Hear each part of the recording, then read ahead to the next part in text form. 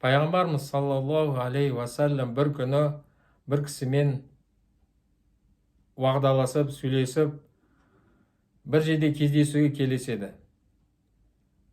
Сол уақытта барады, жаңағы келескен кісі жоқ. Біраз тосады, одан кейін келесі күні қайтадан сол уақытта келеді, қайтадан тосады. Ол кісі жоқ. Үшінші күн қайтадан тосады.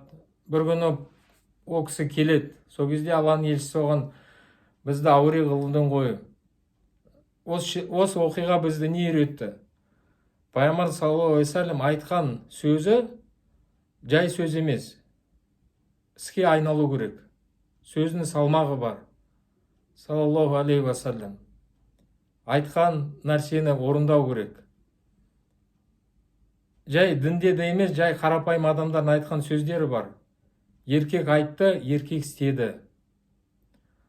Сондықтан мұсылман адамға да, ер азаматқа жараспайды бір нәрсені айтып, соны істемеу. Сондықтан өзі неде де айтылады, адам бірінші ойлану керек, содан кейін сөйлеу керек. Артынан емес ойлау керек. Сөйледі, содан кейін не сөйледім, неге бұлай дедім. Бұл да бір адамның ақылының белгісі. Және осындайды қателікті мойындау, біреу сізге айтса да соны маған жақсылық істеген екен. Хазірет Омар радиаллаху анху айтқандай: рахималлаху имран ахда илайя уюби. Алла тағаланың мейірімі болсын сондай адамға, кім бізге біздің кемшіліктерді айтса, білдірсе, насихат айтып. Бір күні бір адам Омарға радиаллаху анху осындай насихат айтады, шындықты айтады.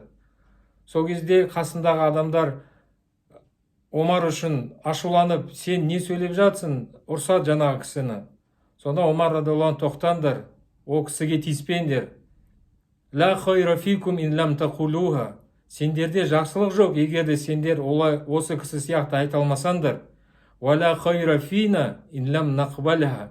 Және бізде де еш жақсылық жоқ, егер де біз соны қабыл ете алмасақ. Міне дұрыс, егер жақсы адам шындықты айтады және шындықты қабылдайды. Егер оған айтылса, дәлелдесе, біреулер сияқты емес, өзім білем, өзім ойымды қалам деп жүрмейді нағыз шынайы мұсылман адам.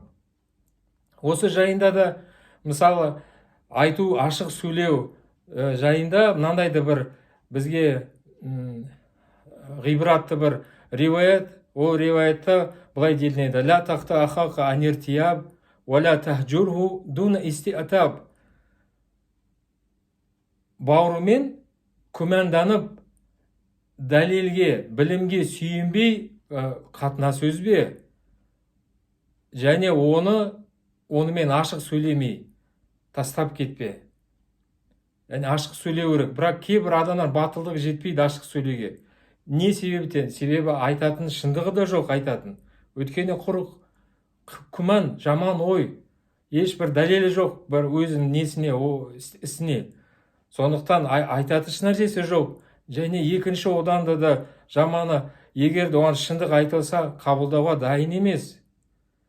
Одан да үлкен бір проблема жасайды, егер де оған шындық айтылса.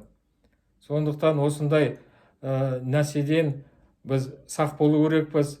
Шындықты айтатын адамды жақсы көру керек. Және қабылдауға тырысу керек. Егер де соны істей алмасақ, Омар радиаллаху анху айтқандай, бізде бірде бір жақсылық жоқ. Субханакаллахумма бихамдик, ашхаду ан ла илаха илля анта астағфирука ва атубу илайк.